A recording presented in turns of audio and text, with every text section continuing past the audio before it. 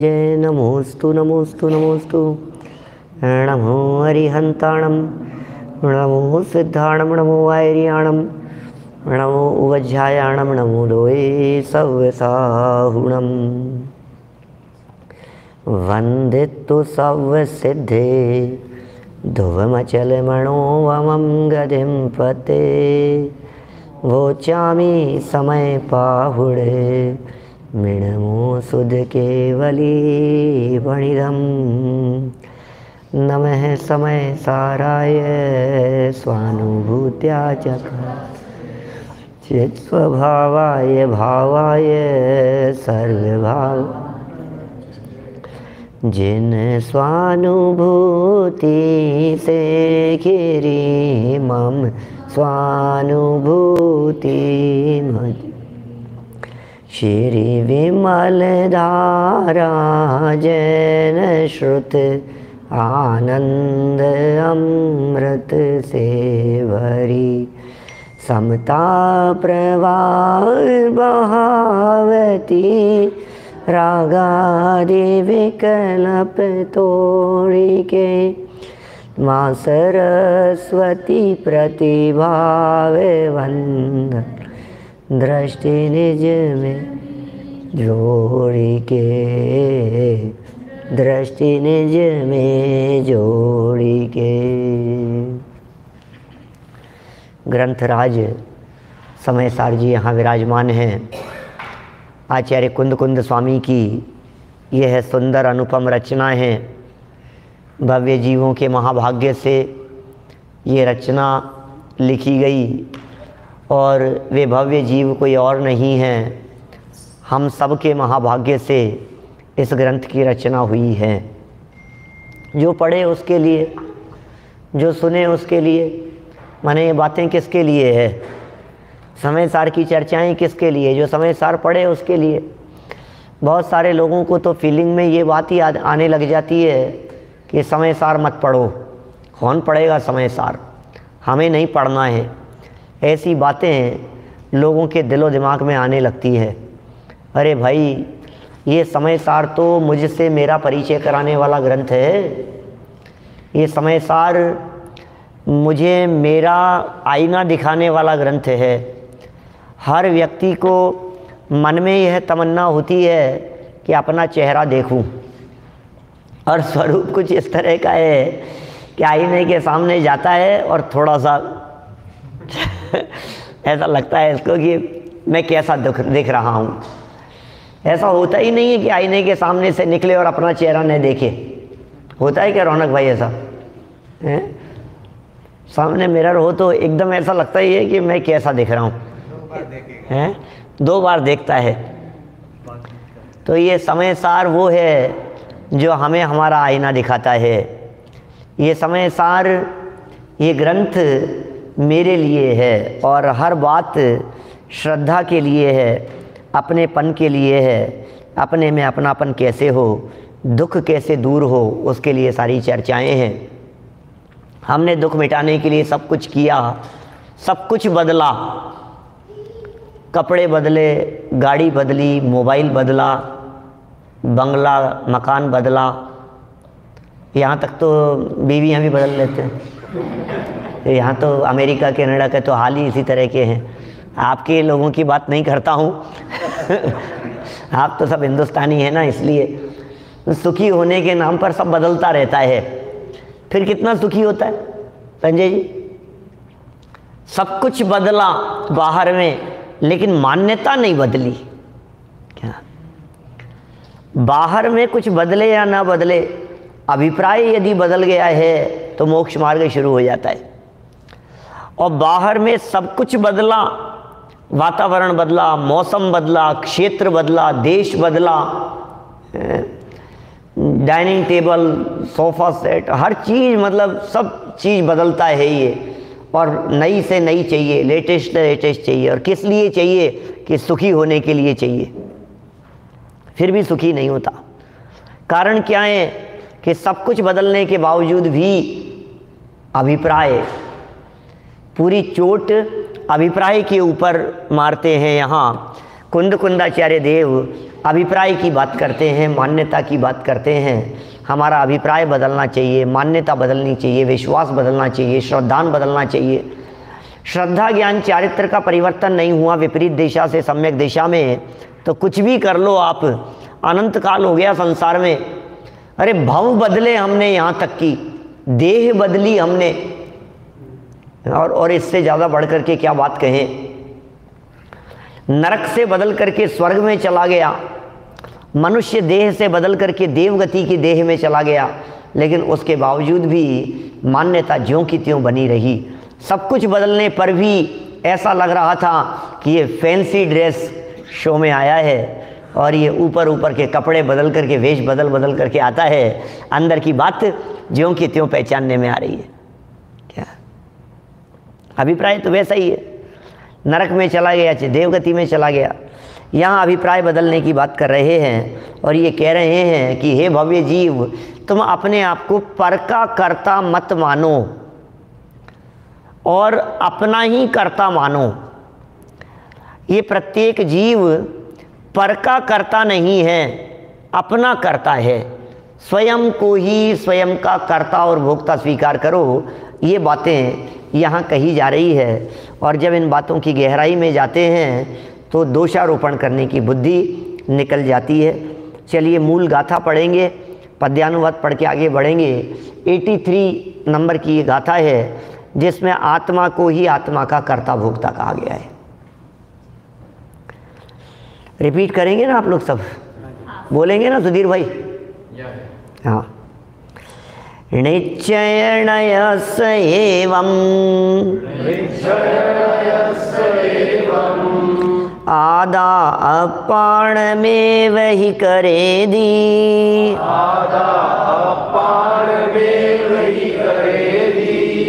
वेद यदि पुणोतम चेव,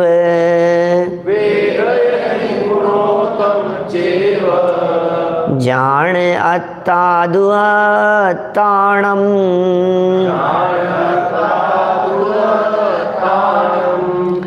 हे भव्य जन तुम जान लो परमार्थ से यह आत्मा निज भाव को करता तथा निज भाव को ही भोगता। ओहो, निज भाव को करता और निज भाव को ही भोगता। हे भव्य जन, तुम परमार्थ से इस आत्मा के स्वरूप को जान लो, तुम अपने आप को जान लो। ये कहना चाह रहे हैं, हे भव्य जन तुम जान लो परमार्थ से। किसको? चिंतन भाई, किसको जानना है चिंतन में? चिंतन को नहीं, चिंतन में चिंतन से परे आत्मा को जानना है। माने अपने आप को जानना है। कैसा आश्चर्य लगता है कैसा ऐसा लगता है हमें कि मैं अपने आप को नहीं जानता। दुनिया को जानने की बात कहो, मोबाइल, लैपटॉप, इंटरनेट, दुनिया भर की चीज़ों को, टेक्नोलॉजी को जानने की बात कहो, अलग अलग लैंग्वेज को जानने की बात कहो, या क्या कह रहे हो? अपने आप को जान लो कि हाँ, पूरी दुनिया को जानने वाला ये चेतन अपने आप को नहीं जानता है। ये आत्मा अपने आप को नहीं जानता है। सबको तो जाना, निज को न जाना, कैसा ज्ञान धारी तूने आपन पहचाना। सबको जान रहा है, अपने आप को ही नहीं जान रहा है। कौन हूं मैं? कभी लगता है क्या राज पाटिल साहब, ऐसी फीलिंग में आता है क्या कभी कि मैं कौन हूं? ऐसा लगता है मैं अपने आप को जानूं, अपने आप को पहचानूं मैं। ये तो प्रश्न ही नहीं है, प्रॉब्लम तो ये है। ये प्रॉब्लम ही नहीं दिखती है मुकेश भाई। ऐसा लगता नहीं है कि मैं अपने आप को जानूं। ये भी कोई बात है क्या? मैं तो जानता हूं अपने आप को। ऐसा भी कुछ लगता है क्या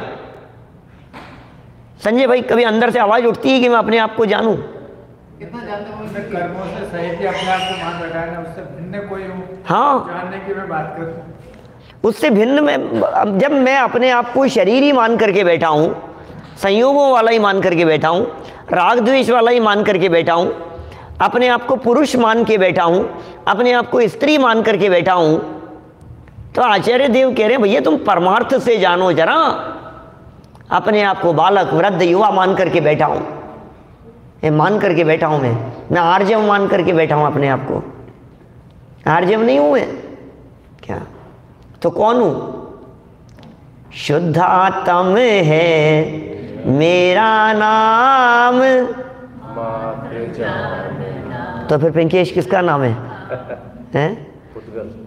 फिर आर्जव किसका नाम है? यदि मेरा नाम शुद्धात्म है तो फिर किसका नाम है? ये मिक्स कर दोनों के हैं? दोनों के मिक्स का नाम, दोनों के मिक्स का नाम है, हैं? शरीर का नाम है, देह का नाम है, और क्या है? मैंने क्या दम है? और मैं अपने वास्तव में मैं अपने आप को नहीं पहचान पा रहा हूं पंडित जी साहब। मैं पहचान ही नहीं पा रहा हूं अपने आप को कि कौन हूं मैं। कभी मैं कहता था कि मैं बच्चा हूं, अब कहने लग गया कि नहीं मेरा तो बुढ़ापा आ गया। कभी कहता था मैं तो जवान हूं अभी तो, खुद पे श्रद्धा नहीं है। कभी कहता है मैं तो बिजनेसमैन हूं, कभी कहता है मैं जॉब वाला हूं। और अभी आप लोगों से बात करो तो पिंके भाई कह देंगे हम हूँ गुजराती छू। તમે ગુજરાતી નથી क्या? पिंकेश भाई जरूर છે।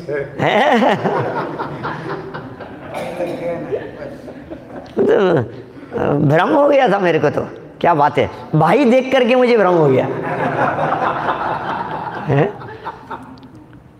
आपको तो नहीं होना चाहिए। क्यों?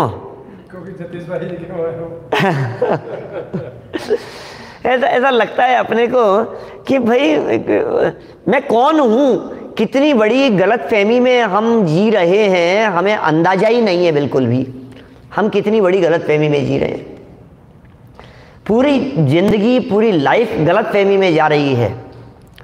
कितना बड़े भ्रम में जी रहे हैं हम, धोखे में जी रहे हैं हम, और जो समझ रहे हैं उसके ऊपर यहाँ चोट मारने की बात कर रहे हैं आचार्य देव कि भैया मान्यता बदलो, तुम ये हो ही नहीं, मुखौटा बदलो। क्या मुझसे मेरा क्या रिश्ता है, यह रिश्ता मैं भूल गया, और इतने चेहरे बदले मैंने, असली चेहरा भूल गया। क्या इतने चेहरे बदले, कभी राम बन के, कभी श्याम बन के चले आए यहाँ पर, कभी रौनक बन के, कभी संजीव बन के, है क्या है, वेश धारण करके इतने चेहरे बदले, इतने मुखौटे बदले, कभी हाथी बन के, कभी घोड़ा बन के, कभी बिल्ली बन के, कभी देव बन के, कभी शेर बन के, कभी चूहा बन के, कभी मोर बन के, कभी कबूतर बन के। कितने चेहरे बदले मैंने। और हुआ क्या सुधीर भाई इन चेहरे बदलने में? ये चेहरे बदलते बदलते जो असली चेहरा था अंदर, ये मुखौटे बदलने वाला जो तत्व था उसको ही भूल गया। क्या वही भूल गया कि मैं हूं कौन। ऐसा लगना चाहिए अंदर से, ऐसी तड़प होनी चाहिए अपने आप को जानने पहचानने की, अपने आप को पकड़ने की ऐसी तड़प होनी चाहिए जिसकी याददाश्त खो जाती हो। उससे पूछो जरा उसके अंदर क्या चलता है, कौन हूं मैं, कौन हूं मैं, कोई तो बता दो।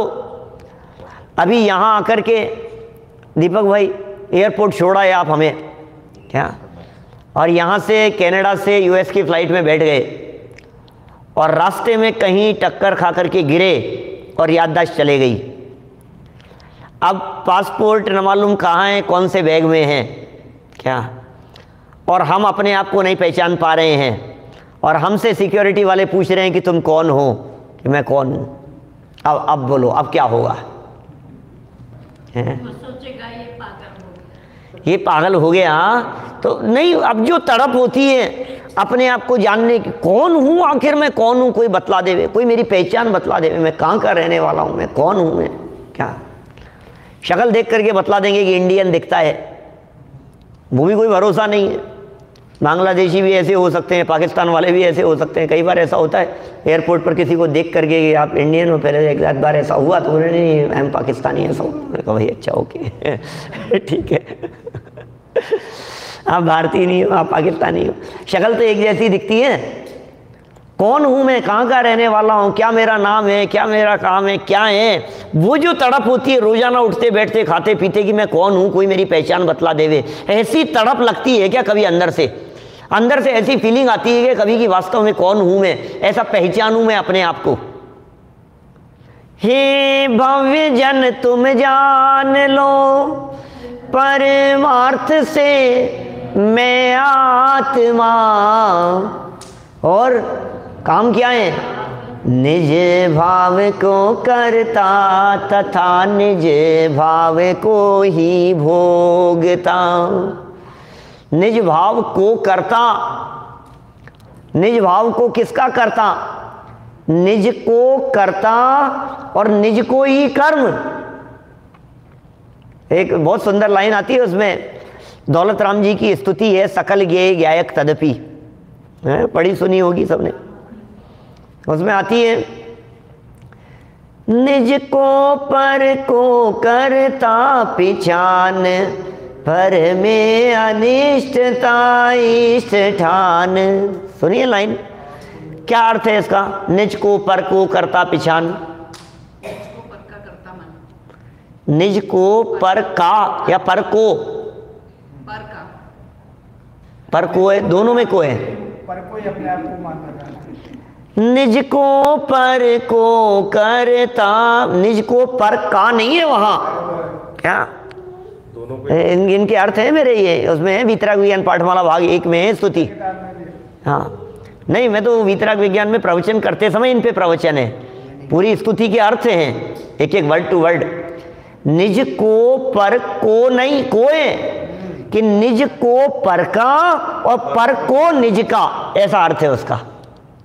क्या निज को पर का करता पहचाना, बोले इतना ही नहीं, पर को भी निज का करता माना। आज तक यही हो रहा है। अरे साहब, या तो ये कहता है कि मैं करने वाला हूं, ऐसा कह करके अभिमान करता है, या फिर अरे नहीं नहीं आप ही करने वाले हो यार, आपका बहुत बहुत उपकार हैं आपके, मैं कैसे भूल सकता हूं, दीन हो जाता है। कहता है दूसरा करने वाला है, कहता है मैं करने वाला हूं। अरे कर्तृत्व नहीं है, निज भाव को करता और निज भाव को ही भोगता। ये कर्ता और भोक्तापन अपने में ही लागू होता है, ये बात यहाँ कहना चाहते हैं। चलिए, कल हमने ये गाथा भी पढ़ ली थी, गाथा का पद्यानुवाद भी पढ़ लिया था और टीका भी पढ़ ली थी। आज इसी टीका की अंतिम पंक्तियों से चर्चा को थोड़ा सा हम आगे बढ़ाएंगे। पेज नंबर है 160 और नीचे से दूसरा पैराग्राफ। इसी प्रकार थोड़ी सी टेक्निकल बात है ना, थोड़ा सा अलग टेक्निक में कहना चाह रहे हैं। वही जीव भाव्य भावक भाव के अभाव के कारण पर भाव का पर के द्वारा अनुभवन अशक्य होने से, कल पढ़ी थी लाइनें अपन ने, बड़ी सुंदर लाइनें हैं। अर्थ समझ में आए, भाव वासन होए तो मज़ा आवे, और भाव वासन नहीं होवे तो मज़ा नहीं आवे। शब्दों में वो बात नहीं होती जो बात उसके भाव जानने में होती है, और जब तक भाव नहीं जाना जाता है तब तक शब्दों में आनंद भी नहीं आता। पता है, गुजराती वालों को गुजराती में ही आनंद आता है। मेरे को बार बार में गुजराती, यहाँ सब गुजराती लोग ज़्यादा दिखते हैं ना, इसलिए ऐसा लगता है। मैंने वो उसमें अलग ही मज़ा आता है, उसमें जो भाव भाषण होता है, अपनी जो मदर टंग होती है, उसमें जो बात करने में जो एक मज़ा आता है, जो एक फीलिंग होती है, जो एक भाव भाषण समझते हैं। भाव भाषण टोडरमल जी का बहुत प्रिय शब्द है, भाव भाषण। भाव भाषण जानते हैं कि नहीं आप लोग? मोक्ष मार्ग प्रकाशक पर चर्चा करते समय मैंने एक आध प्रवचन में ऐसा भाव भाषण को खूब खोला, बहुत एग्जाम्पल से, किसी ने सुने हो तो प्रवचन। माने भाव भाषण को इतना खोला है। भाव भाषण माने क्या है? आप भाव भाषण के बिना आप कुछ नहीं कर सकते हो लाइफ में। भाव भाषण के बिना आप रोड क्रॉस नहीं कर सकते हो। भाव भाषण के बिना आप भोजन नहीं बना सकते हो। भाव भाषण के बिना आप सब्जी नहीं बना सकते हो। भाव भाषण के बिना आप कुछ भी नहीं कर सकते हो। जब आप रोड क्रॉस कर रहे होते हैं तो आप इस भाव भाषण के भरोसे रोड क्रॉस करते हैं कि इधर से आने वाली गाड़ी कितनी स्पीड से आ रही है और मैं कितनी स्पीड से चलूँगा, आपको बराबर उसका भाव भाषण है कि मैं इतनी देर में क्रॉस करूँगा, इतनी देर में वो गाड़ी वहाँ से यहाँ तक आ पाएगी और इससे पहले पहले मैं यहाँ से निकल जाऊँगा। ये भाव भाषण है कि नहीं आपको? जजमेंट कह सकते हैं, जो भी आप, मतलब वो फील कर रहे हैं आप उस चीज़ को, मतलब फीलिंग में आ रहा है वो चीज़। नमक का खारापन आपको फीलिंग में आ रहा है। यदि आपको फीलिंग में नहीं आ रहा हो तो काम नहीं चलेगा। मैं एक काल्पनिक एग्जाम्पल बना करके इस तरह की बात कहता हूँ कि हम डाइनिंग टेबल पर बैठे हुए हैं और हमारी सब्जी में नमक कम है और हमने आवाज़ लगाई किचन में नमक लाने के लिए, और किचन से आवाज़ ये आई टेबल पर ही रखा है। अब टेबल पर नमक रखा हुआ था, हमारे पास में सब्जी है और हमें डालना है नमक, और हमने आज तक कभी नमक डाला नहीं है, हमें पता नहीं है नमक के बारे में। यदि भाव भाषण नहीं है तो क्या होगा? हाँ, लेकिन शुगर का भाव भाषण जरूर है हमारे को। क्या? तो हम जब दूध लेते हैं तो हम दूध में 2 चम्मच, तो बोलो अब क्या करना है संजय भाई? 2 चम्मच नमक 2 चम्मच नमक डालें कि नहीं डालें? क्या करना है? क्या करें प्रशांत भाई? जिसने हम नहीं कर सकते। यदि भाव भाषण नहीं होगा, आप सब्जी में नमक नहीं डाल सकते। आपको भाव भाषण नहीं होगा, सब्जी में मिर्च नहीं डाल सकते हो। आपको भाव भाषण नहीं होगा, आटा लगाते समय उसमें पानी नहीं डाल सकते आप। आपको भाव भाषण नहीं होगा, कितना मसाला कौन सा डालना है, इसका भाव भाषण है आपको। भाव भाषण समझ में आ रहा है? भाव भाषण क्या चीज है? अंदाजा नहीं, आपको वो फील होती है वो चीज, मतलब वो चीज अनुभव में आएगी आपको। कनेक्ट करना उसको। इसका वजन कितना होगा, है ना? 8-10 किलो तो है ना इसका वजन? 10 किलो नहीं है? क्या बात कर रहे हो? 3 किलो। माने ये जो आपको जो उसका अंदाजा है कि इतना हो सकता है, ये भाव भाषण है उसका। बच्चे को 10 किलो कहो तो मान लेगा 10 किलो है। 10 किलो कैसे हो सकता है इसका वजन? एक ग्रंथ का वजन 10 किलो कैसे हो सकता है? आप हर चीज में बिना भाव भाषण के चलते। ऐसे ही जब आपको दुनिया की हर वस्तु का भाव भाषण है, अब मैं आपसे पूछना चाहता हूं, आपको आत्मा का भाव भाषण है या नहीं है? आपको नींबू कैसा होता है ये कहते ही आपको भाव भाषण होता है, और कैरी कैसी होती है ये कहते ही आपको भाव भाषण होता है। गुजरातियों के यहाँ कैरी भी मतलब वो मीठी होती है। हाँ, वही तो कह रहा हूँ, कैरी मीठी होती है। गुजराती में उस आम को कैरी बोलते हैं, और हमारे यहाँ तो जो हिंदी प्रांतों में आम अलग है और कैरी अलग है। कच्चे आम को कैरी कहते हैं। क्या आपको पता नहीं था? ओहो अहो, हमें तो इन बातों की भानु में तो भाव भाषण नहीं कर पाते है। भाव भाषण नहीं था इनका। कच्ची और पक्की कैरी दोनों ही कैरी है। क्या अभी हम कैरी भी जाने वाले हैं यहाँ से, राले में, नॉर्थ कैरोलिना में। तो अभी यहाँ भाव भाषण होना चाहिए। हर चीज का टेस्ट जो है उसका भाव भाषण हमारे को है। मिश्री की मिठास का भाव भाषण है, नमक के खारेपन का भाव भाषण है, मिर्ची की तिखास का भाव भाषण है, नींबू कितना खट्टा है उसका भाव भाषण है। लेकिन आत्मा कैसा है ये पता नहीं है हमारे को, उसका भाव भाषण नहीं है हमारे को। अब जब तक आत्मा का भाव भाषण नहीं होगा तब तक आत्मा अनुभूति कैसे होगी? ये कह रहे हैं आप अपने आप को निज भाव का कर्ता और निज भाव का ही भोक्ता, मैं ही मेरा भोक्ता हूं, ये भाव भाषण जरूरी है। ये भाव भाषण होना चाहिए कि मुझे ही भोगना पड़ेगा। बच्चों को भाव भाषण नहीं होता है, छोटे बच्चों को, उन्हें ये पता नहीं लगता है उन्हें कि इसका क्या रिजल्ट होगा, क्या फल भोगना पड़ेगा। तो फिर वो बिंदास गाड़ी चलाते हैं, दौड़ाते हैं वो, और उनको थोड़ा सा भाव भाषण हो जाए कि दुर्घटना होने पर क्या होता है, क्या फिर दोबारा गाड़ी चलाने लायक ही नहीं बचे, ले कंट्रोल में चला ले। लेकिन सबका ऐसा ही हो, गर्म खून होता है ना, तो वो सब दौड़ता है तेजी से, ठंडा हो जाता है तो रुक जाता है। देखिए क्या लिखा है यहाँ, भाव्य भावक भाव के अभाव के कारण परभाव का माने हर वस्तु का अपना भाव है, उसे परभाव कहते हैं। नमक का जो अपना भाव है उसे नमक का भाव कहेंगे, और नमक के लिए जो मिर्च है वो परभाव है। नमक के लिए मिर्ची पर है, मिर्ची के लिए जो मिश्री है वो पर है, और मिश्री के लिए जो गुड़ है वो पर है, और पुद्गल के लिए चेतन पर है।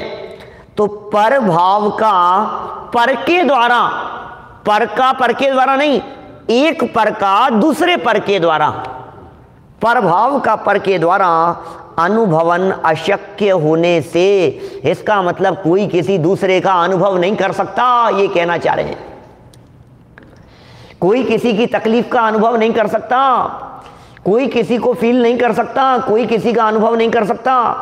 मेरे कितना सर में दर्द है इसका अनुभव मैं ही कर सकता हूं, आप नहीं कर सकते।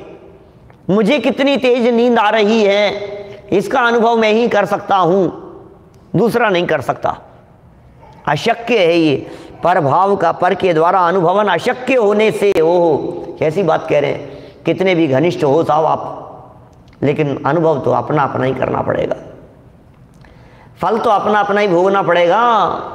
कोई किसी को भोगता नहीं है, कोई किसी का करता नहीं है, कोई किसी का अनुभव नहीं कर सकता है। एक वस्तु दूसरे वस्तु को अनुभव नहीं कर सकती है। आप लड्डू का अनुभव कर सकते हैं कि नहीं? नहीं कर सकते। लड्डू का अनुभव नहीं कर सकते आप, खाया नहीं आज तक कभी। देखो क्या कह रहे हैं, खा ही नहीं सकता है ये लड्डू को, ये कह रहे हैं पर का पर के द्वारा अनुभवन अशक्य होने से स्वयं को संसार रहित और संसार सहित कौन अनुभव करता है? जीव ही अनुभव करता है। अनुभव करता हुआ केवल स्वयं को ही अनुभव करता हुआ प्रतिभासित हो, अन्य को अनुभव करता हुआ प्रतिभासित ना हो। ये भाव्य भावक जो शब्द आया ना, जब भाव्य भावक शब्द आता है तो वह अनुभव के लिए आता है, वेदन के लिए आता है, भोक्तापन के लिए आता है। ये दो शब्द हैं महत्वपूर्ण शब्द, न्याय के शब्द हैं। इन दोनों शब्दों को याद रखना, आगे कंसेप्ट सब क्लियर हो जाएंगे। जब व्याप्य व्यापक कहें तो कर्ता कर्म संबंध समझना। जहाँ व्याप्य व्यापक होता है वहाँ कर्ता कर्म पना होता है। बोलिए क्या? हाँ हाँ, स्वभाव आत्मा के लिए तो वो पर ही है। स्वभाव आत्मा के लिए पर है।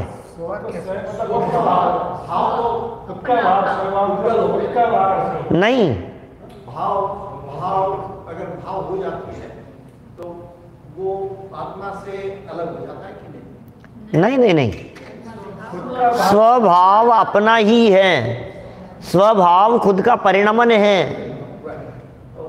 परिणाम आत्मा उसमें कोई, आत्मा ही परिणमन कर रहा है उसमें। जैसे ज्ञान, ज्ञान स्वभाव है, स्वयं माने मैं, और मेरा जो परिणमन है वो ही स्वभाव है। विभाव और स्वभाव दो चीज़ें हैं। देखिए थोड़ा सा हल्का करता हूँ विषय को, थोड़ा सा और लाइट करने की कोशिश करता हूँ। ज्ञान दर्शन चारित्र ये स्वभाव हैं, और राग द्वेष काम क्रोध आदि ये विभाव हैं। स्वभाव अपने भाव हैं, विभाव विकारी भाव हैं। स्व से जो विपरीत हैं वे विभाव हैं, जो अपने हैं वे स्व हैं, जो पराये हैं वे परभाव हैं। परभाव को ही विभाव कहते हैं। तो स्वभाव तो अपने हैं और विभाव पराये हैं, विभाव को पर के खाते में डाल देते हैं। अभी यहाँ परभाव जो कहा जा रहा है, ये परभाव पर के परिणमन को कहा जा रहा है। ये वास्तव में जनागम क्या है, इतना अथाह है जी कि इनकी बातों को नए विवक्षाओं से यदि नहीं जाने ना तो बहुत गड़बड़ हो जाए। कभी राग को कहते हैं अपना और कभी राग को कहते हैं पराया, पुद्गल। माने ये बड़ा चक्कर है पाटिल साहब। माने कभी राग को अपना कहेंगे, कभी राग को पराया कहेंगे। अब राग अपना है कि पराया है, क्या करें? कौन सी अपेक्षा से बस अपेक्षा बदल जाएगी तो बात बदल जाएगी। राग जीव का भी है और राग पुद्गल का भी है। अरे यार गजब ही कर रहे हो आप। एक बात बतलाओ ना किसका है, एक बात बतलाओ किसका है। ऐसा ही है। माने जब अब अपेक्षाएं बतलाता हूं। देखो पंडित जी साहब ने खोला है उसे, टोडरमल जी साहब ने, राग को जीव का कब कहें और राग को पुद्गल का कब कहें। जब अपनी गलती अपनी ही बतानी हो तो राग अपना है। जब अपनी गलती अपनी है ये कहना हो तो द्वेष अपना है, क्रोध अपना है, हमारी ही गलती है क्या, माने ये अपनी ही गलती से हो रहे हैं। राग द्वेष काम क्रोध आदि के जितने भी परिणाम हैं ये सब हमारी ही भूल से हुए हैं।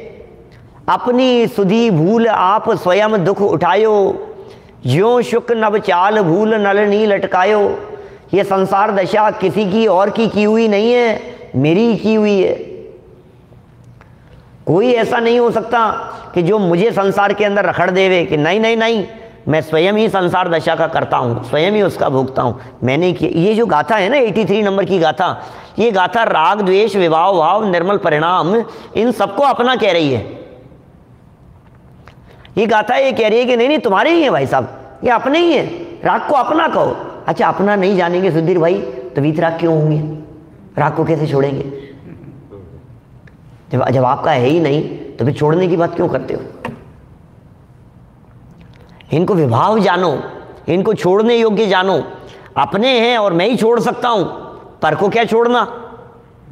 अब जब ये कह दिया शास्त्रों में कि राग तुम्हारा अपना है और तुम्हें ही छोड़ना है, तो फिर ये व्यक्ति थोड़ा सा ज़्यादा होशियार है ना, मेरा है तो क्यों छोड़ूं।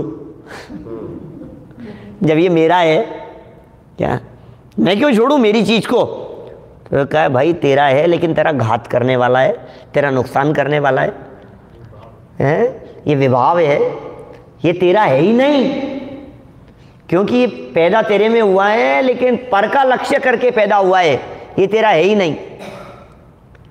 रावण के ही परिवार में पैदा होने वाला विभीषण, वो रावण को ये समझाते हैं उसके मंत्रीगण कि ये तुम्हारा नहीं है, ये उनके साथ मिला है।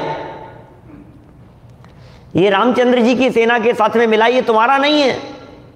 आपका बच्चा आपकी नहीं सुन के किसी और की सुनने लगे तो आप क्या कहते हो? मेरा नहीं है, ये तो पराया का, उसकी बहू का है। बहू का है? अच्छा मैं नहीं कह रहा था बहू का है। ये तो बहू का हो गया। ये क्या हुआ? बहू का हो गया। ये बहू का है। ये बच्चा आपका जो बेटा है ये बहू का है क्या आपका है? बेटा किसका है? हमारा है। मुकेश भाई बेटा किसका है? बहू का। अरे बहू का बेटा नहीं, बहू का तो पति है। बेटा तो आपका ही है लेकिन उसका हो गया, ऐसा कहा जाता है।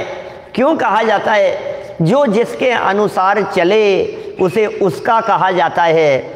ये जो राग द्वेष क्रोध आदि परिणाम हैं, गुस्सा है, घमंड है, मायाचारी है, ये सभी परिणाम पुद्गल के लक्ष्य से पैदा होते हैं, इसलिए इनको पुद्गल का कह देते हैं। इनको पुद्गल का क्यों कह रहे हैं? जब जब राग पैदा होगा तो आत्मा के लक्ष्य से पैदा नहीं होगा, ये पुद्गल के लक्ष्य से पैदा होगा, ये जड़ के लक्ष्य से पैदा होगा, ये परद्रव्य के लक्ष्य से पैदा होगा। जब जब गुस्सा आएगा तो आत्मा के लक्ष्य से कभी गुस्सा नहीं आता है, गुस्सा कभी आत्मा के लक्ष्य से नहीं आएगा। तो फिर कैसे आएगा गुस्सा? किसी दूसरे पर आएगा। जैसे पर आता है, पर का है, तो इस प्रयोजन है अलग अलग। राग को पर का इसलिए कहा जाता है जब शुद्ध आत्मा की बात करते हैं, जब शुद्ध आत्मा के अवलंबन की बात करते हैं तो फिर ये कहा जाता है कि तुम इस राग को पर का जानो और आत्मा को शुद्ध जानो, शुद्ध आत्मा को जानो। अरे तुम्हारे आत्मा में राग का प्रवेश नहीं है, तुम्हारे आत्मा में विभाव भाव का प्रवेश नहीं है, तुम्हारा आत्म तत्व इन राग द्वेष विभाव भावों से अत्यंत शून्य है। ये शुद्ध आत्मा की जब बात कहेंगे तो राग द्वेष आदि से भिन्न बताएंगे। तो अभी यहाँ क्या बता रहे हैं? अभी यहाँ ये कह रहे हैं कि भाई ये जो विभाव भाव हैं, ये विभाव भाव तेरी गलती है, तू ही उनका करता है, तू ही विभाव भावों का भोगता है। ये बात यहाँ इस गाथा में कह रहे हैं। देखिए आगे 161 नंबर पेज पर देखिए, पेज नहीं 160 नंबर पेज पर नीचे उक्त कथन में ये बताया गया है, क्या बताया गया है कि जिस प्रकार समुद्र की तरंगित और निस्तरंगित अवस्थाओं में वायु के चलने और नहीं चलने की निमित्तता को स्वीकार करते हुए भी, बस यहाँ रोकेंगे अपन वाक्य को। इतने वाक्य में क्या समझ में आया? उक्त कथन में यह बताया गया है, क्या बताया गया पूरे गाथा में और उसकी टीका में, क्या सार है? कोई नहीं बतलाएगा। यहाँ दुनिया में कोई भी व्यक्ति आकर के समय सार पढ़ाएगा तो सेलेक्टेड गाथाएं लेगा, उसमें 83 का नंबर कभी नहीं आएगा जो मैं चला रहा हूँ। इम्पोर्टेंट गाथा है ये, क्योंकि जब भी जहाँ जहाँ प्रवचन होते हैं 5-7 दिन के लिए विद्वान जाते हैं, कोई सेलेक्टेड गाथा उठा लेते हैं, चला लेते हैं। 73 भी चला लेंगे, 38 भी चला लेंगे, 49 भी चला लेंगे, 186 भी चला लेंगे, संवर अधिकार की कोई सेलेक्टेड गाथा चला लेंगे, 17वीं 18वीं गाथा चला लेंगे, 6ठी 7वीं गाथा चला, मतलब कुछ ऐसी गिनी चुनी गाथाएं हैं उन पर चर्चा होती है। इनका तो कभी नंबर ही नहीं आता है, इनका नंबर तो उन्हीं के आता है जो नंबर से चलते हैं। नंबर से चलने वालों के नंबर में आती है, बाकी नहीं आती है। और हम भी आज तक कभी कहीं जाते थे ना तो वो सेलेक्टेड ही लेते थे, वो क्या करते। अभी तो ये नंबर से, क्योंकि ये हमारे सामने वाले लोग हैं ना सब बहुत सारे, तो कहा नहीं हम तो लाइन से चल रहे हैं, तो चलो हम भी लाइन से चलते रहेंगे। अब सुनो क्या लिख रहे हैं यहाँ, क्या बताया गया है इस गाथा में। समुद्र का एग्जाम्पल देकर के बात कही गई है। समुद्र की तरंगित और निस्तरंगित अवस्था, भाई साहब, तरंगित अवस्था तरंगे उछल रही है, निस्तरंगित अवस्था तरंगे नहीं है, ये दोनों ही अवस्थाएं। इन अवस्थाओं में वायु के चलने और नहीं चलने की निमित्तता है। हवा चल रही है तो तरंगे उठ रही है, हवा नहीं चल रही है तो तरंगे नहीं उठ रही। कभी आप समुद्र किनारे बैठे हो और 2-3 मिनट हो गए बैठे बैठे, यार लहरें ही नहीं आ रही है कुछ, कि हाँ हवा चलेगी तो आएगी, है ना। अभी तरंगे क्यों नहीं उठ रही है? कि हवा नहीं चल रही है। तो ये निमित्तता को स्वीकार करते हुए भी, इसका मतलब निमित्त को स्वीकार करने के लिए समय सार कह रहा है। समय सार का कथन ये है जिनेंद्र जी भाई साहब, कि आप निमित्त को स्वीकार करो 100%। निमित्त के बिना काम नहीं होता, निमित्त के बिना काम नहीं होता। दुनिया में कोई काम ऐसा नहीं है जो निमित्त के बिना हो जाएगा। तो फिर निमित्त पकड़ के लाएं? ये नहीं, ऐसा भी नहीं है। निमित्तों को पकड़ करके नहीं लाना पड़ता। जब काम होता है तो जो होता है वही निमित्त होता है। निमित्त का मतलब कुछ और नहीं है, निमित्त का मतलब चश्मदीद गवाह, और कुछ नहीं। निमित्त मतलब साक्षी है, निमित्त मतलब हाजिरी है, निमित्त मतलब उपस्थिति है। जो था उसके आगे माथे पे तिलक कर दिया, बस वही निमित्त है। जो होगा उसे निमित्त कह देंगे, यही निमित्त है। तो निमित्त की सत्ता को स्वीकार करो। कार्य अनुकूल होने में कौन दिखाई दे रहा था? बोले हवा चल रही थी, वही उसका निमित्त है। किंतु और परंतु कह करके बात बदलेंगे यहाँ। ऐसा हो करते हुए भी, स्वीकार करते हुए भी, परस्पर में किसमें? हवा और समुद्र की लहर, इन दोनों में, हवा और समुद्र की लहर, इन दोनों में व्याप्य व्यापक भाव एवं भाव्य भावक भाव के अभाव के कारण, बस थोड़ा थोड़ा सा सेंटेंस पढ़ो और थोड़े थोड़े से को समझो। समुद्र की लहर और हवा, इन दोनों में व्याप्य व्यापकपना नहीं है। समुद्र की लहर के अंदर देखो जरा, हवा कहाँ है? हवा तो छू करके निकल गई, हवा कहाँ है?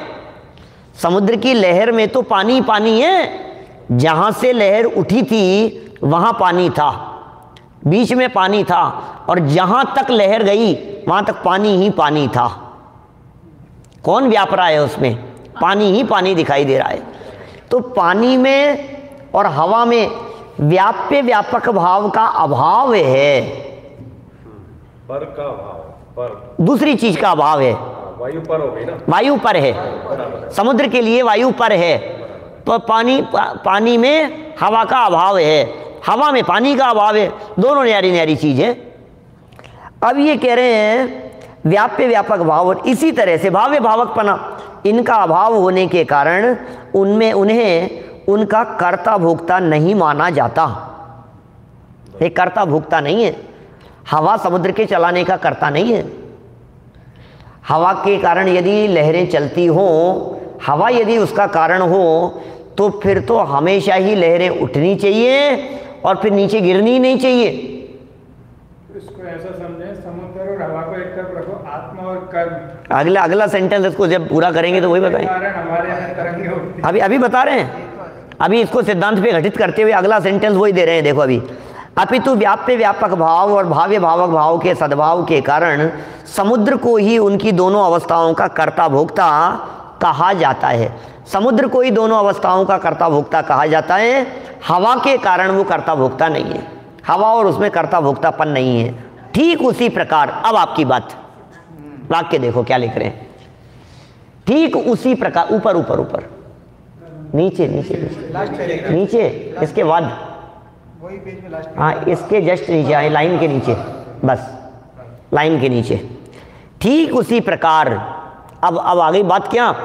आत्मा की विकारी और निर्विकारी अवस्थाओं में पुद्गल कर्म का उदय विकारी अवस्था में निमित्त है, पुद्गल कर्म का उदय, और निर्विकारी अवस्था में पुद्गल कर्म का अनुदय, उदय न होना, उदय न होना, अनुदय। ये तो सिद्ध अवस्था हो गई, अनुदय। हाँ ऐसा भी कह सकते हो। चौथे गुणस्थान को भी लिया है, जैसे नाचार्य देव ने उसको भी लिया है, और खोलते हुए जयचंद जी छाबड़ा साहब ने भी उनको कहा है भाई चौथे गुणस्थान में भी आप कह दो कि हम, क्योंकि वो उदय को भोग नहीं रहा है, वो उदय रहा दृष्टि अपेक्षा से, दृष्टि अपेक्षा से चौथे गुणस्थानवर्ती अपने आप को भिन्न अनुभव कर रहा है। ठीक है ना? देखिए क्या कह रहे हैं यहाँ, समझना, लाइन को ध्यान से समझना, बहुत महत्वपूर्ण बात है। लाइफ बदल जाएगी यदि ये बात समझ में आ गई तो, जिंदगी जीने का नजरिया बदल जाएगा भाई साहब। ये कुछ अद्भुत बात है। तो कठिन लगेगी पहली बार पढ़ने वालों को, ऐसा लगेगा कि यार आज पहली बार आकर के बैठे और ये क्या पढ़ा रहे हैं हमारे को।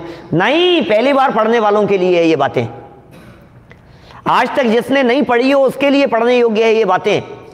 ये कोई, इसके लिए कोई पुराना बैकग्राउंड नहीं चाहिए आपको, कुछ नहीं चाहिए, सीधी सीधी सी बातें। आत्मा की विकारी और निर्विकारी अवस्थाओं में पुद्गल कर्म के उदय और अनुदय की निमित्तता होने पर भी, कैसी निमित्तताएं, कि तुमने विकार क्यों किया, कि क्रोध का उदय, क्रोध कर्म का उदय था इसलिए गुस्सा किया, निमित्तताएं हैं। क्या आप नाराज क्यों हुए, आपको घबराहट क्यों हुई, आपको डर क्यों लगा, कि भय नामक कर्म प्रकृति का उदय। आपको पता है कि नहीं, अपने जो भी ये राग द्वेष आदि जो परिणाम होते हैं, इस तरह के कर्म हैं आत्मा में। ये तो अंतरंग निमित्त की बात हो गई, बाहर निमित्त से तो कुछ लेना। अरे भाई निमित्त से तो कहाँ लेना देना है, ये तो सारा अंतरंग निमित्त की बात है। सब अंतरंग निमित्त की बात कर रहे हैं, क्योंकि पौद्गलिक कर्म के उदय रूप निमित्त की बात कर रहे हैं यहाँ। अभी कर्म के उदय की निमित्तता में भी कर्ता कर्मपना नहीं है। और मैं ये कहूँ कि इन्होंने मेरे को जो, मेरे साथ जो व्यवहार किया है, मैं भूल नहीं सकता ज़िंदगी भर। इन्होंने क्या किया तुम्हारे साथ में, नहीं इन्होंने तुम्हारे साथ में क्या किया, कि नहीं इन्होंने मेरे 2 करोड़ रुपए खा गए, 2 करोड़ रुपए खा गए, खा गए रोटी की जैसे, ये पैसे खा गए, कि नहीं खा गए का मतलब नहीं समझते हो क्या आप? 2 करोड़ रुपए खा गए का मतलब मेरे 2 करोड़ रुपए इन्होंने ले लिए, माने मेरे 2 करोड़ रुपए इन्होंने दिए नहीं। तो ये तुम्हारे में क्या किया, कि मेरे पैसे ले लिए, नहीं तुम्हारे में क्या किया, वो तो पैसे में लिया है। पैसे इधर से उधर गए, तुम्हारा क्या गया कि मेरे पैसे गए, कि नहीं, जो जावे वो तुम्हारा नहीं है, समझ लेना। पहले तुम अपनी यूनिट नक्की करो, पहले अपनी बाउंड्री खींचो कि तुम कौन हो, तुम्हारे में से क्या चला गया। पैसे के चले जाने पर तुम्हारा क्या चला गया कि नहीं नहीं साहब मेरी इज्जत चले गई। क्या अभी तो पैसे की तो बात चलो कोई बात नहीं, जो भी था, मेरी इज्जत चले गई, मेरी प्रतिष्ठा चले गई। क्या अच्छा, वो प्रतिष्ठा तुम्हारी थी। जिन चीजों को अपना मान रहे हैं क्या वास्तव में वे अपनी है? श्रीमद् राजचंद्र जी साहब ने बहुत सुंदर लिखी पंक्तियां, लक्ष्मी बड़ी अधिकार भी पर बढ़ गया क्या बोलिए। दो बातें कह दी यहाँ, इसके पर भी पूरे प्रवचन है मेरे। क्या नाम है इस पाठ का? अमूल्य तत्व विचार। 4 प्रवचन है इसके ऊपर, इसके पूरा अर्थ बतलाती, बड़ा मार्मिक है। 4-5 प्रवचन है इस पर, हालांकि अमूल्य तत्व विचार के नाम से मिल जाएगा प्लेलिस्ट पर। बड़ा इसका मर्म समझना क्या है। लक्ष्मी बड़ी ये कहने पर संयोगों के बढ़ने की बात कह रहे हैं, और अधिकार बढ़ा ये कह करके परिणामों के घटने बढ़ने की बात कह रहे हैं। लक्ष्मी बड़ी अधिकार भी पर बढ़ गया क्या बोलिए। परिवार और कुटुंब वृद्धि नए पर तोलिए। परिवार का बढ़ना रे नर देह की यह हार है। नहीं एक क्षण इस कार्य तुझको विवेक विचार है। गाते हैं, बोलते हैं क्या कभी? गुजराती वाला बोलते होंगे। ये हिंदी वाला बोल रहा हूं मैं। क्या?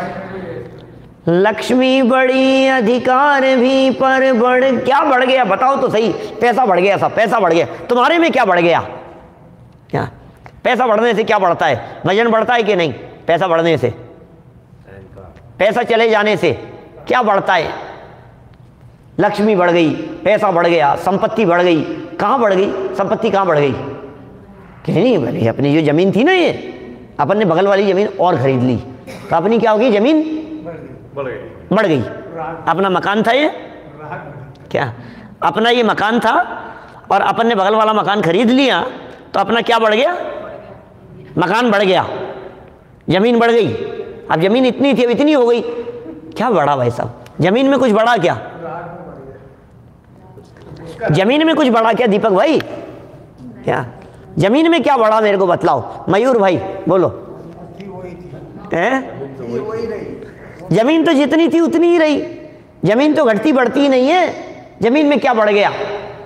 मैं कभी कभी मुझे ऐसा आश्चर्य लगता है, इतना आश्चर्य लगता है सुभाष भाई, कि 2 व्यक्ति किसी होटल में, किसी रेस्टोरेंट में टेबल पर बैठ करके, आमने सामने बैठ करके चाय कॉफ़ी पीते हुए, कुछ पेपर्स को सामने रखकर और कुछ सिग्नेचर इधर उधर करके, और फिर एक दूसरे को बधाई देते हैं कि बधाई हो, अब वो ज़मीन आपकी हो गई। क्या ज़मीन 5 किलोमीटर दूर। क्या क्या किया इन्होंने? कुछ कागजों के ऊपर कुछ इधर उधर कर लिया, कुछ साइन वाइन कर लिए, और क्या क्या हो गया? क्या हो गया? अब ये आपकी हो गई। आज से ये मकान तुम्हारा। कुछ नहीं हुआ। जमीन से जाकर के पूछो कि तुम्हारे में क्या हुआ है। सारे दुनिया भर के युद्ध चल रहे हैं। कुछ नहीं है, कुछ भी लेना देना नहीं है। सिर्फ मान्यता में अभी तक मेरी थी और अब आपकी हो गई। क्या मेरा और क्या तुम्हारा हो गया? अब इसको संभाल करके रखना, ये तुम्हारी हो गई। कि क्या कागज क्या दे रहे हो? दिया क्या है आपने? कागजों का ही तो हेर फेर किया है। और आजकल तो पूरी संपत्ति, आजकल तो कागजों में भी नहीं है, सब डिजिटल हो गया है। क्या पहले तो हम प्रवचन में ऐसा कहते थे जिग्नेश भाई कि सब कागजों में है, जो भी है आपके पास में है। क्या प्रॉपर्टी है तो कागजों में है, एफडी है तो कागजों में है, नोट है, डॉलर है तो कागजों में है, जो है आपके पास में शेयर्स है तो कागजों में है। क्या है आपके पास? सब कागज ही तो कागज है, और क्या है? कागज के अलावा और है क्या आपके पास में? नंबर देख के दुखी होते रहते हैं। खुश होता रहता है। और अब तो वो कागज भी अब तो वर्चुअल है, डिजिटल कार्ड में है सब। डिजिटल है सब। बाद में तो विल में है, बाद में तो विल में बिल में बिल में भी कहा डिजिटली बिल है। डिजिटली बिल है, कुछ नहीं है। कहाँ कहाँ मान करके बैठा है। ये कह रहे हैं पुद्गल कर्म के उदय और अनुदय की निमित्तता। इसका मतलब परद्रव्य तो निमित्त है ही नहीं, और परद्रव्य जब निमित्त भी नहीं होता है और यहाँ तो उसे महाकर्ता मान करके सुखी दुखी हो रहा है, और जिन्हें कर्ता मान करके सुखी दुखी हो रहा है उनको हटाने सटाने में लगा हुआ है। दिन रात एक कर रहा है मूर्खों की तरह। ये मेरा हो गया, ये पराया हो गया, इसको हटा दो, इसको ले लो, यहाँ खरीद लो, यहाँ बेच दो, और न मालूम कहाँ कहाँ पागल हो रहा है ये जगत के पदार्थों को देख देख करके। यहाँ कह रहे हैं भाई वो परद्रव्य निमित्त भी नहीं होता है। निमित्त भी यहाँ पुद्गल कर्म के उदय की निमित्तता होने की बात कर रहे हैं। संसार दशा में कर्म के उदय की निमित्तता, अंतरंग में कर्म का उदय, वो लिख रहे हैं यहाँ। देखिए ठीक उसी प्रकार आत्मा की विकारी और निर्विकारी, अब ये क्रम से लगाना, फर्स्ट विकारी शब्द दिया है, सेकंड निर्विकारी शब्द दिया है। इन अवस्थाओं में विकारी अवस्था माने संसार दशा, निर्विकारी अवस्था माने मोक्ष अवस्था, माने जीव की जो भी पोजीशन है, दोनों बातें लागू हो जाएगी। इन अवस्थाओं में पुद्गल कर्म के उदय और अनुदय, इनकी निमित्तता होने पर भी, इसका मतलब हम निमित्तता को स्वीकार कर रहे हैं कि साहब तुम कब तक जिंदा रहोगे, कि जब तक आयु कर्म रहेगा। हम क्या करोगे, इसमें निमित्तता है, उसके उदय की निमित्तता है कि साहब। दादा तो बहुत सुंदर जवाब देते हैं, क्योंकि कई बार एक बहुत बुजुर्ग होने पर भी 80 साल की उम्र के आसपास, 80-82 के आसपास, किसी ने दादा का इंटरव्यू लेते समय पूछा किसी उसने कि आपकी लंबी उम्र का राज क्या है, क्या? तो सामने वाला तो अपेक्षा रख रहा था, एक्सरसाइज करते हैं, प्राणायाम करते हैं, योगा करते हैं, इतना वॉक करते हैं, इतना चलते हैं, आपकी लंबी उम्र का राज क्या है? तो दादा ने जवाब दिया कि अभी तक मरे नहीं।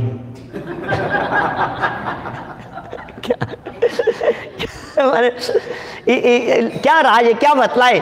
मरे नहीं इसलिए जिंदा है, और क्या? आयु कर्म का उदय है, उसकी निमित्तता है। आयु कर्म पूरा हो जाएगा तो पूरे हो जाएंगे, और क्या है, क्या बतलाएं वास्तव में। ये प्राणायाम करता करता भी मर जाता है, ये रोजाना दौड़ता दौड़ता भी मर जाता है, और कुछ नहीं करता है तब भी 80, 90, 85, 95 साल तक जिंदा रहता है। क्या दम है इसमें? मतलब हमें ऐसे लगता है कि नहीं, प्राणायाम करेंगे तो जिंदा रहेंगे, एक्सरसाइज करेंगे तो जिंदा रहेंगे, आप दौड़ते रहोगे तो आपका हार्ट दौड़ता रहेगा। डॉक्टर्स ऐसा कहने लगे हैं, आप दौड़ते रहोगे आपका हार्ट दौड़ता रहेगा, फिर तो नहीं रुकेगा ना कभी भी, फिर तो हृदय गति कभी भी नहीं रुकेगी ना। हम रोज दौड़ते होंगे तो, अरे आयु कर्म के रुकने पे सब रुक जाएंगे क्या? कि नहीं सब हार्ट फेल हो गया, अरे आयु कर्म पूरा हो जाने पर हार्ट भी फेल होता है, किडनी भी फेल होती है, आँख नाक कान सब फेल होते हैं। कुछ भी चालू नहीं रहते हैं, सारे फंक्शन एक साथ फेल हो जाते हैं।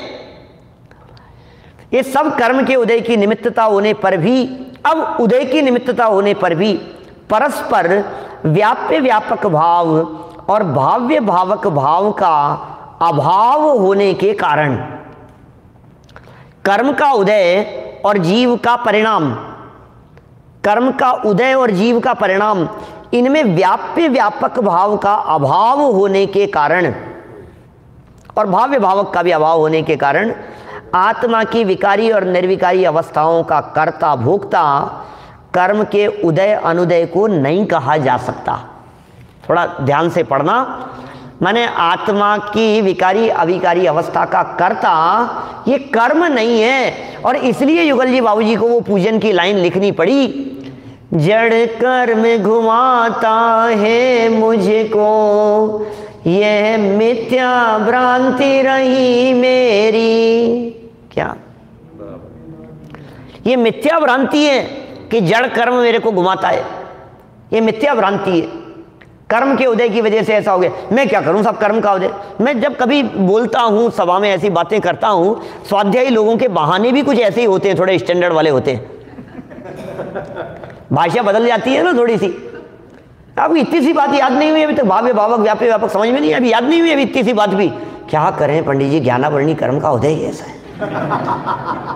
क्या प्रवचन में बैठते हो और नींद आ जाती है आपको, क्या करते हो आप? प्रवचन में ही नींद, अभी उठने के बाद तो देखो कैसे गप्पे लगाओगे आप यहाँ खड़े रह करके, फिर तो आधा घंटा नीचे खड़े खड़े बातें करते रहोगे, यहीं बैठते ही नींद। क्या करें पंडित जी, हमारे तो ऐसे ही दर्शनावर्णी कर्म का ऐसा तीव्र उदय है, दर्शनावर्णी कर्म का तीव्र उदय दिखता है। निद्रा दर्शनावर्णी कर्म के उदय का बहाना लगाता है। कल नहीं आए थे भैया आप? क्या कल प्रवचन में नहीं आए थे? अरे ऐसे अंतराय कर्म का उदय चल रहा है ना आजकल, तो क्या आजकल तो ऐसे अंतराय कर्म का उदय चल रहा है हमारे, क्या बताएं। है तो सही अंतराय कर्म का। क्या अरे अंतर टोडरमल जी लिखते हैं मोक्ष मार्ग प्रकाशक 311 नंबर पेज पर, स्वयं तो मेहनत बने रहना चाहता है और अपना दोष कर्माधिक पर लगाता है, तो जिन आज्ञा माने तो ऐसी अनीति संभव नहीं है। क्या स्वयं तो मेहनत बने रहना चाहता है, अपना दोष कर्म पर लगाता है। नींद आती हो तो ऐसा कहते हैं, हमारे वहाँ क्लास चल रही होती है ना बच्चों की, युगल जी बाबू जी तो ऐसा खड़े होकर के सुन, यदि नींद आती है तो फिर देखें गिरता है क्या जमीन पर।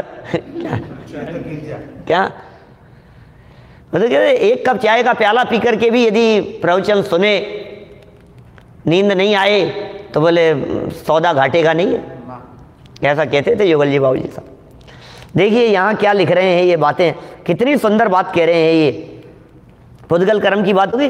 कर्म के उदय अनुदय को नहीं कहा जा सकता कर्ता भोक्ता, क्योंकि कर्म का उदय कर्म में आता है, कर्म का उदय जीव में नहीं आता। ज्ञानावर्णी कर्म का उदय आएगा तो ज्ञान में ही ज्ञानावर्णी कर्म में परिणमन होगा, ज्ञान में कैसे परिणमन करेगा वो?